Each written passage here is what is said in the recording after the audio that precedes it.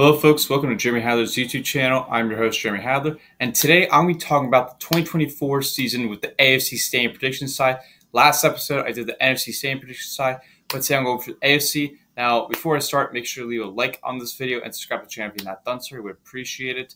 The way I'm going to be going about this is going through each stand like I always did last time, and we're going to be going from the 4th place position all the way to 1st place to determine who's going to win the division. At the end of the video, I'm going to pick my playoff team and then reveal my Super Bowl prediction, who I have going to win the Super Bowl this year. So stay tuned for that. At the end of the video, do not just pause right now and head straight to it.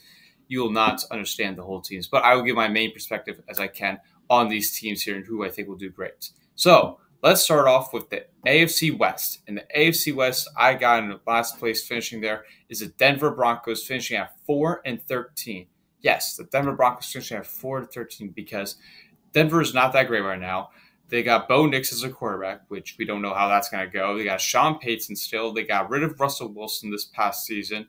They released Justin Simmons, one of their best defensive players. They traded away Jerry Jeudy, and they acquired the best quarterback in the league, Zach Wilson, obviously, folks. So I don't see the Denver Broncos accomplishing anywhere going higher up or improving the season. I just see them bad year for them, so I'm going to have them finishing at 4-13. Third place, ladies and gentlemen, is the Las Vegas Raiders finishing at 6-11. Now, the Raiders did a couple moves here and there. They got a new GM. They got their new head coach, Antonio Pierce. They released Jimmy Garoppolo. They released Hunter Renfrow. They signed Christian Wilkins, which I think was a good sign for them to help that defensive line. Their main star who they signed for quarterback is Gardner Minshew. So Minshew's going to have a day out there. They drafted Brock Bowers, who's going to be a pretty good tight end for them. They also got Jackson Powers-Johnson. They lost Josh Jacobs to my team, ladies and gentlemen. So they got Zamir White out there. But Las Vegas Raiders, they could be on the rise. I just don't think they're going to be that high up. I think they're going to have a season at 6-11 just because they have a tough schedule. And I just don't see them like move the improvements unless Gardner Minshew performs like a Baker Mayfield from last season. That's the way I really see this Raiders team because obviously you got Devontae Adams and you got Max Crosby on the defensive side. But after that, it's really a bit of a question and they're a bit of struggling here for them. So Las Vegas Raiders, I got them finishing at 6-11. Second place, I got is the Los Angeles Chargers finishing at 8-9. Yes, I don't think the Chargers are going to have a great season because I think it's going to be just a rebuild year of just like trying to learn new material under Jim Harbaugh, who came from Michigan after winning the national championship with them. So he'll be interesting to have there. They did make some moves in the offseason by taking the Ravens running backs from last year, J.K. Dobbins and Gus Edwards. They brought in a new GM. They drafted Ladd McConkey, which I thought was pretty good. Their big one was Joe Alt. That's for sure helped them on the offensive line there. They traded away Keenan Allen and they lost Mike Williams. Justin Herbert is still there, which is good. But besides that, they really have nothing. They lost Austin Eckler. The run game, we'll see about that. Offensive line, it needs some improvement there. And the weapons, Justin Herbert really has almost nobody to throw to. He's got Josh Palmer, but there's really no weapons for Justin Herbert to throw to. And that's a big concern to me. They got to get some more guys in there to help Justin Herbert out.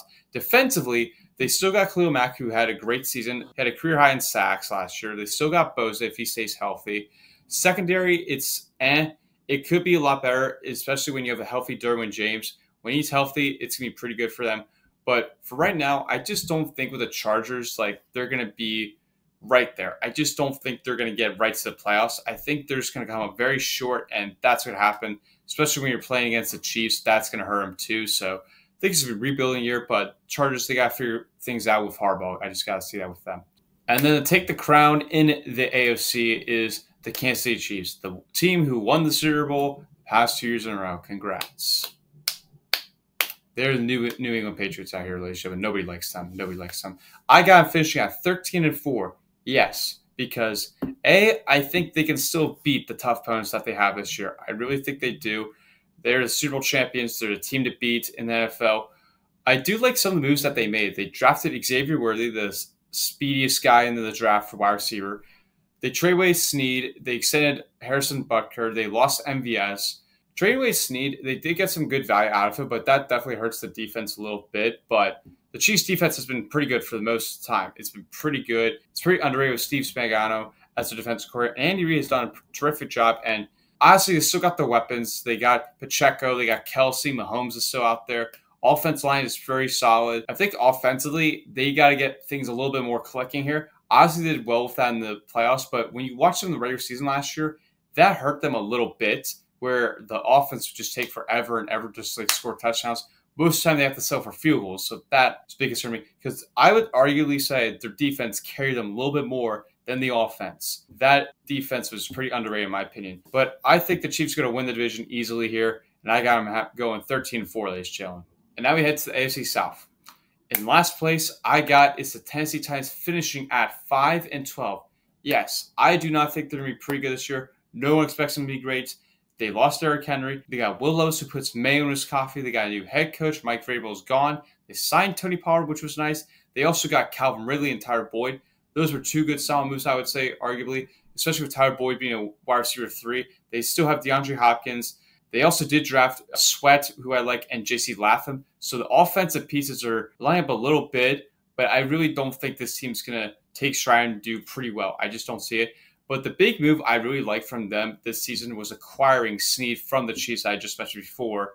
So I think that move is going to help out, especially in the secondary, because that secondary struggled a lot. Their defensive line is good. I like that a bit. But I just don't see this Titans team do well. I really don't. I just think they're going to be not great whatsoever. I just don't see it with them. So I am finishing here in dead last, 5-12. Third place I got is the Jacksonville Jaguars, finishing at 9-8. 9-8, ladies and gentlemen. They were pretty busy this offseason. I really like some of the moves they made. They drafted Brian Thomas, wide receiver, in the first round. They extended Trevor Lawrence, who is one of the highest paid quarterbacks at the time. He still is definitely one of the highest paid, but he got his contract extension, ladies and gentlemen. They re-signed outside linebacker Josh Allen, who's pretty good. They stole Eric Armstead from the 49ers. That was a steal move to me. They got Ronald Darby, they got Gabe Davis, Devin Duvernay, and they signed Ezra Cleveland. The Jacksonville Jaguars, they are a mystery team to me because they had high expectations last year and win that division very easily and make a run to the playoffs against the Chiefs. That did not happen because they choked very badly, and the Texans end up winning the division, which we'll talk about in a bit. But the Jaguars, I mean, Trevor Lawrence, in my opinion, he's not that fantastic, not that stands out to me a whole lot. I just don't see it with him. But the Jaguars defense, I think it's going to be pretty good, personally. I think it's going to get better. Offensively, I mean, there's some pieces you could fill around with it. You got Travis Etienne. You do have Doug Pearson, which we'll see if Doug Pearson can help the Jaguars get back to where it is. But back to the offense, I mean, you lost Calvin Ridley. I mean, he didn't really show up for them. They still got Christian Kirk, which still good for them. I just don't see this team taking another step up. Obviously, defensively, it took a step up, but offensively, I need to see Trevor Lawrence be a killer out there. And that is not what's happened. He has struggled. He's turned over the ball so many times, and it's ridiculous of watching that. So for me personally, I think they're going to have a bit of a struggle because of those turnovers in the offense not clicking so much. I think that's going to be a big struggle. And Jaguars' defense in the secondary concerns me a little bit. So I got to see a better version of that. So I'm going to give the Jaguars third place here at 9-8. I think they're going to struggle throughout the season. It's just going to be depending on Trevor Lawrence, if he can be a killer out there and the secondary for the Jaguars defense. I need to see that out of them. For them to be better. In second place, I got is the Indianapolis Colts finishing at 10-7, ladies and gentlemen.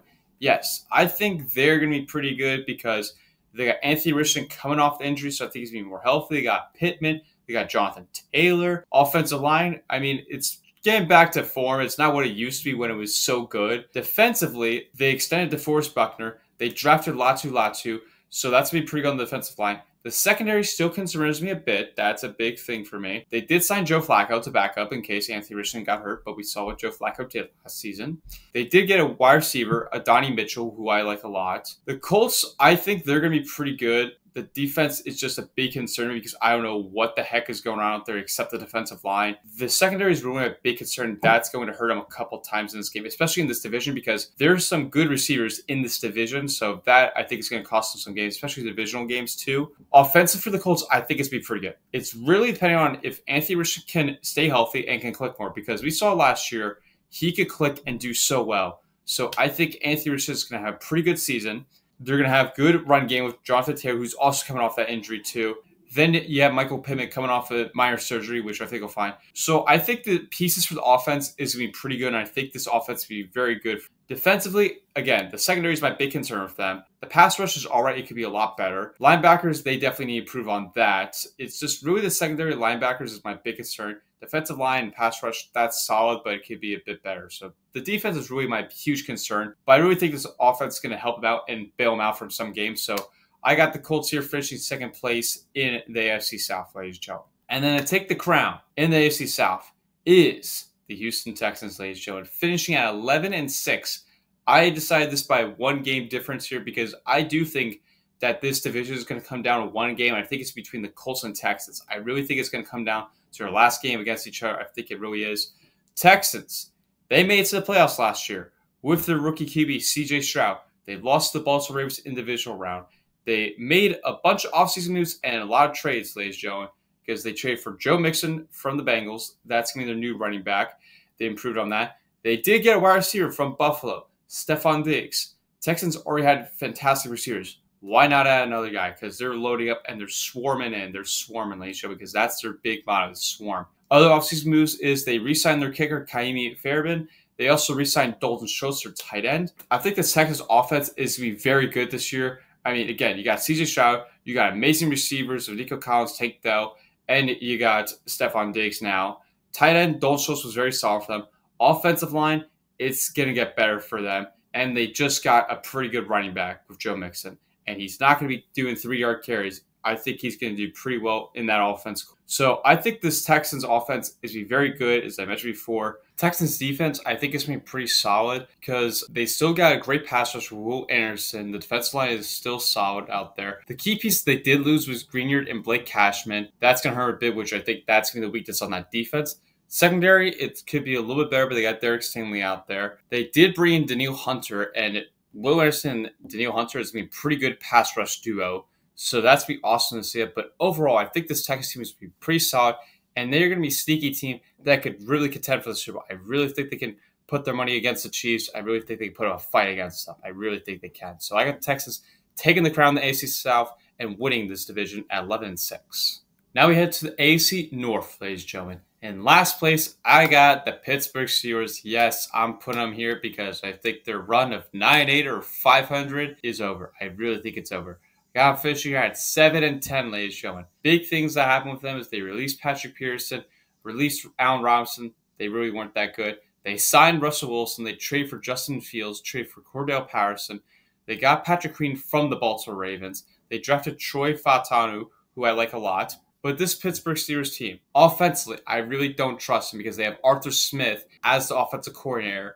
But for defense, I think it's going to be pretty solid. It's going to be very good. So I'm not concerned with the defensive side. Offensively, I am concerned because Najee Harris, we don't know if we're going to get the Najee Harris everyone thought he was going to be. We don't know really the quarterback situation. Russell Wilson, Justin Fields on like 1-year deals pretty much. Offensive line's not fantastic. And wide receiver end, I mean, it's not that great either. I mean, obviously you got George Pickens, but after that, it's not that great. It's just not.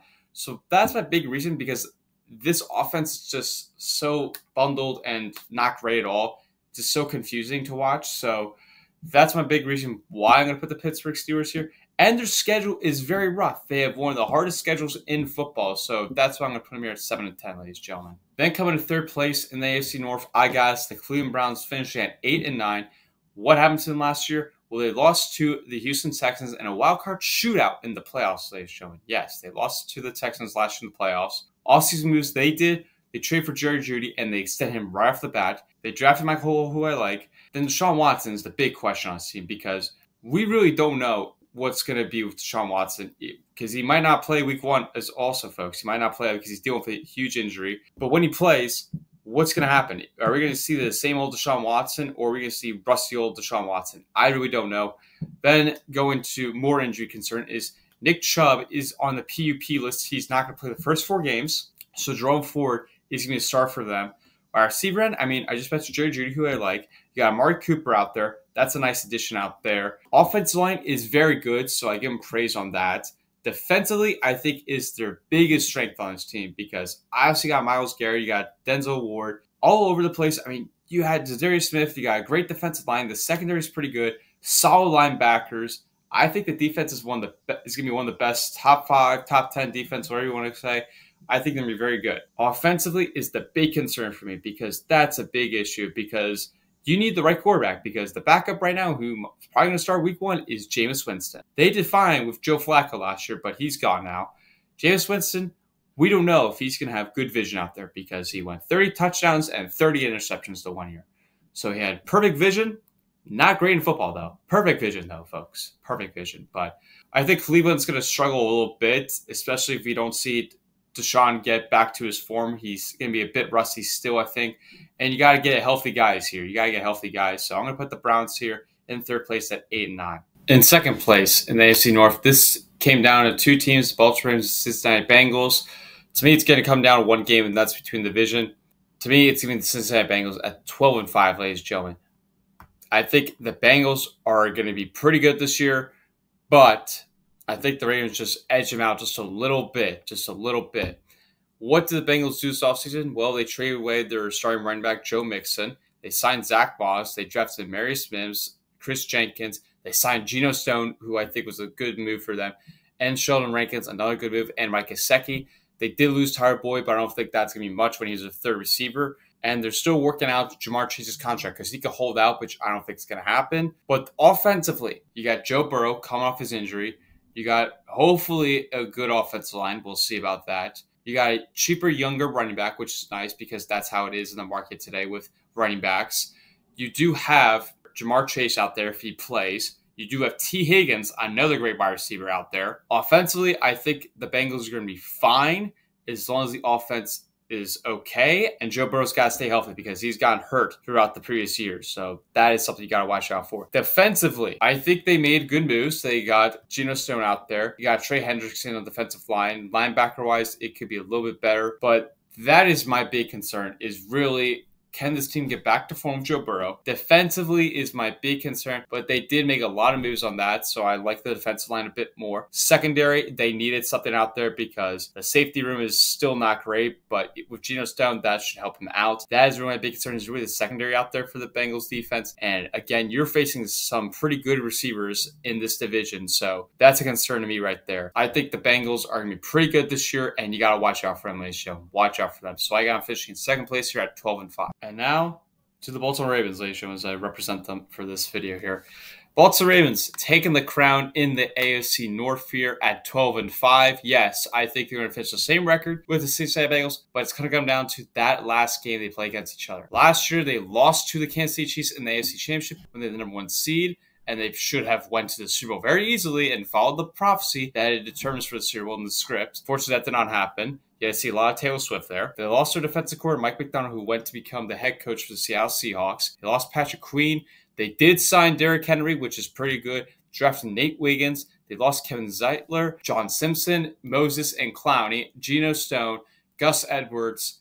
Those are the big moves that happened to them. They did extend Madubik. That was pretty good for them. But they lost a lot of key pieces out there. The running backs are gone from them. They have the new Derrick Henry out there. Offensive line is a huge concern to me because I don't know what's going to happen.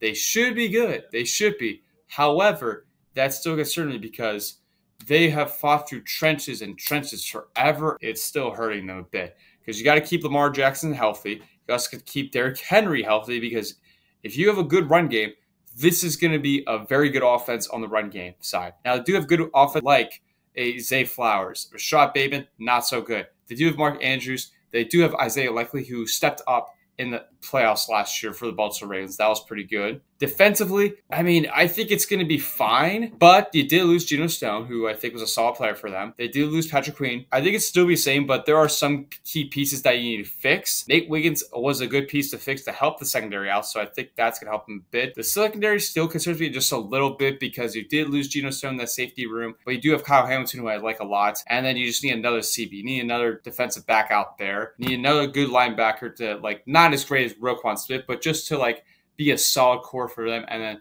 the pass rush, that losing Clowney hurts them a little bit too. So defensively, I think those are some of the key pieces that should be addressed, which they did address some. But those are some of the weaknesses I see on that defense. Offensive line is the real concern I have with this team because if they can have a good offensive line, then this team, you got to watch out for the speed on the offense. You really got to watch out for that. Baltimore Ravens finishing here 12-5, taking the crown in the AFC North, ladies and gentlemen. Now we move to the AFC East, the last division before I get to my playoff teams here and my Super Bowl prediction.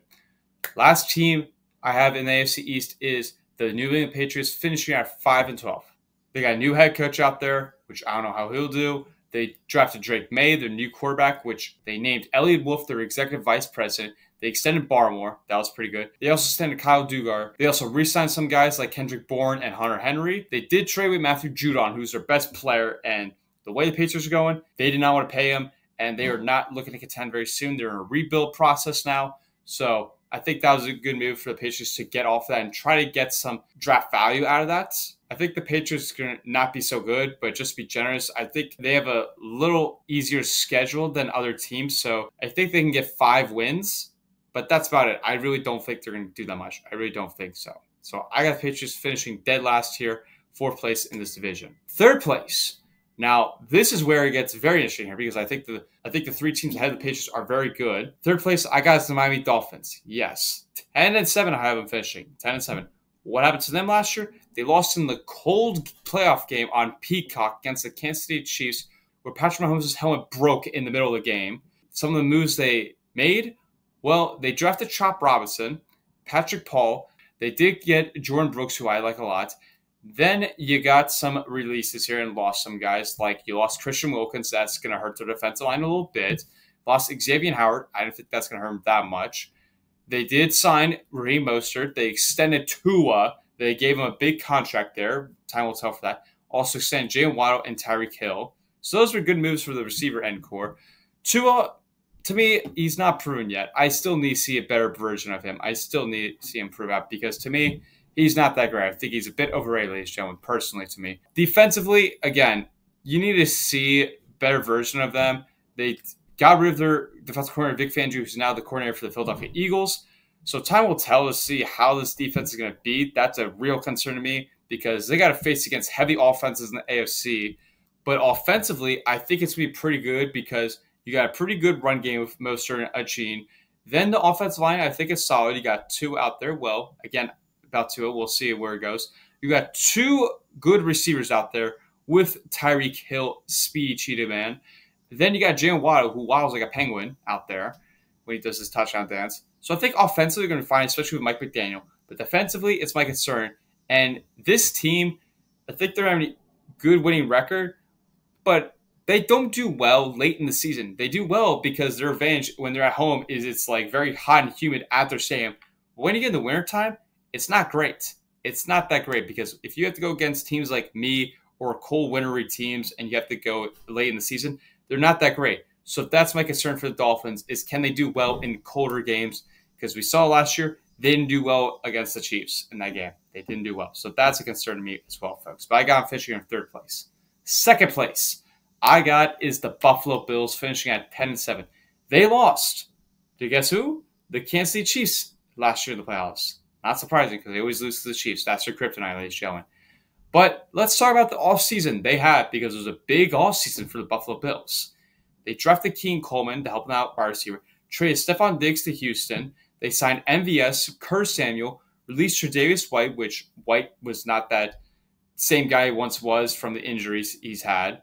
They released Mitch Morse, which I didn't find good for them. They extended Deion Dawkins, good move. Lost Gabriel Davis. Got rid of Jordan Poyer. That wasn't good for them. And they also got rid of Micah Hyde. So the defense for the Bills is a bit concerning, especially in the secondary with those safety room. And in the CBs a little bit there. That's my real concern because they still have Von Miller there.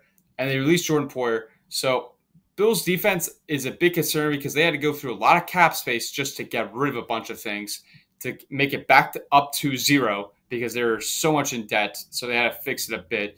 But the secondary on the Bills defense is a big concern to me. Offensively, well, they got James Cook. They got Josh Allen. Wide receivers, well, not so good. Tight end-wise, it's pretty good because you got Dalton Kincaid and you got Dawson Knox. So that's good moves there. Josh Allen's going to be running for his life out there. He's got to be Superman out there for Buffalo because offensive line, you got to improve it a little bit. I mean, you did extend Deion Dawkins, but there's other positions on the offensive side that need to be improved. Wide receiver end. That's the big question and to see how this new receiver core for the Buffalo Bills is going to be because it's new faces out there. So we have to wait and see how that's going to go. And Josh Allen, he's got to play Superman. But this Buffalo Bills team, can they finally get over the hump? Because I've said it for so many years. Can they finally get it? I don't think they can, but I think they're going to finish better than the Dolphins with a 10-7 record because I think they're going to slightly beat them because they have known to beat the Dolphins. But they can't beat other teams in the AFC. They really can't beat the big powerhouse teams in the AFC. So then to take the crown in the AFC East, finishing in first place, is the New York Jets. Yes, Jets, Jets. Now, will Aaron Rodgers survive more than 4 plays? He might get the 5, and that might be it, ladies and gentlemen. That might be it. But I think this Jets team is going to be pretty good. They were supposed to be very good last year until Aaron Rodgers went down, and he was out for the year with his big injury. That hurt the Jets offensively because we saw the quarterback was so bad every time they put a quarterback in there. Because the defense was very good, and it's going to be very good. Offensively, with Rodgers now, it's going to be about that chemistry and clicking and flowing. You got to see how it flows out there. Because defensively, I think it's going to be very good out there. But the moves they made, let's just talk about the moves they made. They signed Mike Williams. I think that was a good move for them. Signed for offensive line because that was their biggest weakness and hurt them a lot. Signed Tyron Smith, Morgan Moses, John Simpson. Those were good moves out there. They also drafted Olu Fashionau, another good move for them. They drafted Macaulay Corley. They also drafted Brayon Allen. A big move for them was trading Zach Wilson away for a bag of chips, so that's pretty good for them.